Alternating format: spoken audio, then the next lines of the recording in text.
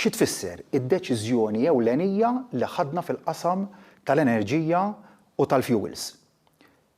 Mhux ħan nitkellem f'termini ta' numri, jekk qed nitkellmu f'termini ta' kemm tiswa dan l-għajnuna li tajna, qed nitkellmu s-sena li għaddiet u din is-sena madwar biljun euro, madwar 1000 miljun euro li marru biex ngħinu lin-nies u lin-negozji fil-kontijiet tad-dawl, tal-petrol u tad-diesel. Mingħajr dik l-għajnuna kien ikollna rata ta' inflazzjoni tal-oli tal-ħajja illi flok kif illum li hija fost l-inqas fl-Istati Membri tal-Unjoni Ewropea kienet tkun fost l-ogħla. Dak x'qed jiġi ara x'qed jiġri barra pajjiżi oħrajn li nies qed ikollhom jażlu u jieħdu deċiżjonijiet fuq l-aktar affarijiet, fuq l-aktar servizzi bażiċi. Ikollhom jażlu qegħdin. F'pajjiżna xorta waħda minkejja dil-għajnuna robusta li tajna, minkejja dil-għajnuna li l-Partit Nazzjonalista mill-Oppożizzjoni qed jgħidilna li ma kienx jagħtiha qed jgħidilna li hija l-prinċipju tiegħi huwa illi l-prezz tad-dawlu tal-fuels jimxi skont il-prezz tas-suq. Jiġifieri kien ikun prezz tas-suq li jiddetta il-prezz lokali. Minkejja dik l-għajnuna b'saħħitha li tajna, xorta waħda għandek fenomenu illi għandek żidiet fl-oli tal-ħajja, partikolarment kif għattajjeb inti, fejn jidħlu il-basic foodstuffs illi qegħdin jolqtu lin-nies tagħna u Alla ħares aħna nkunu indifferenti għal dik ir-realtà, Alla ħares aħna ma tajniex għajnuniet bħal da żmien sena, ma tajniex għajnuna konsistenti fil-ċekkijiet li kienu ndbatu biex ngħinu propju għall-effetti tal-inflazzjoni. Ħadd ieħor għalilna soppa msaħħna. Jew qed tixtru l-voti għax tajna l-għajnuna. Għalhekk ukoll illi fil-budget illi għadda ħadna deċiżjoni importanti li bżieda mal-kola, jiġifieri mal-aġġustament li jagħmel tajjeb għall-oli tal-ħajja skont il-mekkaniżmu tradizzjonali, introduċejna prinċipju ġdid li japplika għall-low income earners.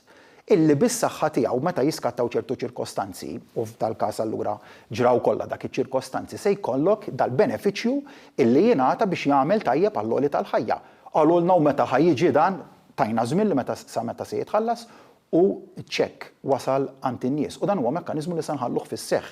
Mhux xi ħaġa li ngħatat ta' darba u l-sena d-dieħla n-nies mhux se jirċevuha, se jibqa' hemmhekk għax aħna l-għajnuniet li nagħtuhom mod illi huwa sostenibbli u nħalluhom fis-seħħ u jekk jerġa' jkollok ċirkostanzi li l-oli tal-ħajja jerġa' jerfa' rasu b'mod li ċirkostanzi li jaħseb għalihom il-mekkaniżmu jokkorru kollha, allura ikollok aġġustamenti l fuq f'dak il-benefiċċju li jingħata għall-oli tal-ħajja. Tajna għajnuna fis-settur tal-ġwies, tal-importazzjoni tal-ġwies li biha tajna support kemm nistgħu. Però minkejja da kollu l-afsa għad hemmhekk.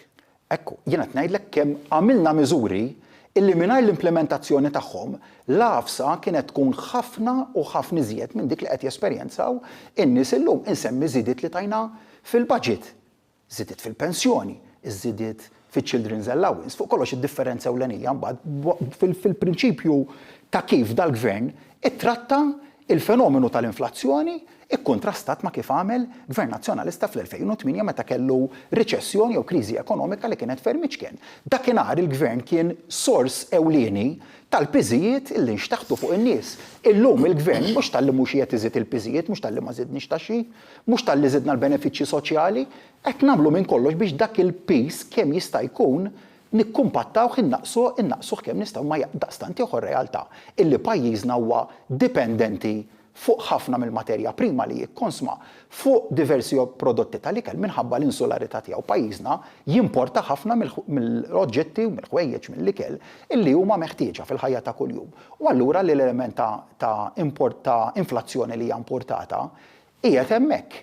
U għalhekk illi konsistenti hemmhekk. Ġifieri għas għandi bżonn survey biex jgħidli li din hija l-ikbar konsern għax meta mmorru nitkellem man nies bħalissa n-nies x'qegħdin jitkellmu fit-triq qed jgħidu ara l-prezz ta' kartuna bajt reġa' ogħla minn kif kien ftit tax-xhur ilu u llum huwa b'mod u manjera li qed jimpatta l-kwalità tal-ħajja ta' kuljum. Jiġifieri dik hija realtà illi tibqa' fil-lista ta' prijoritajiet tiegħek issaqsin illum tgħidli x'inhija l-ewwel prijorità l għandek u li inti ta' kuljum tara kif b'mod jew ieħor trid tibqa' tindirizza u ngħidlek li hija l-kwistjoni tal-oli tal-ħajja. U għalhekk nemmen hemmhekk li rridu nibqgħu insostnu dan il-miżuri, irridu naraw ukoll li eventwalment nemmen li jkun hemm il-tnaqqis b'mod gradwali tal-oli tal-ħajja.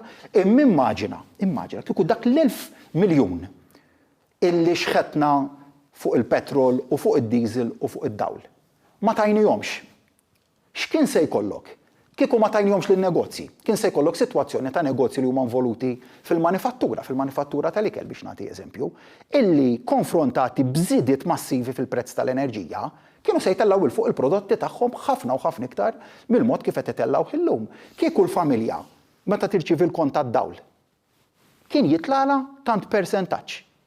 Hemmhekk ara l-inflazzjoni kif kienet tispara l fuq. Kieku kull darba li tmur timla l-petrol u d-diesel ikollok prezz bħal dak li qed naraw fil-bqija tal-Ewropa bħalissa. Ara l-inflazzjoni kemm kienet titli iktar il fuq. Jiġifieri għamilna ħafna, ilqajna ħafna, jekk tgħidli ma jeżistix l-effett tal-inflazzjoni ngħidlek mhux minnu, in-nies qed iħossuh dak l-effett, imma ilqajna kemm nistgħu għalih bil-miżuri kollha l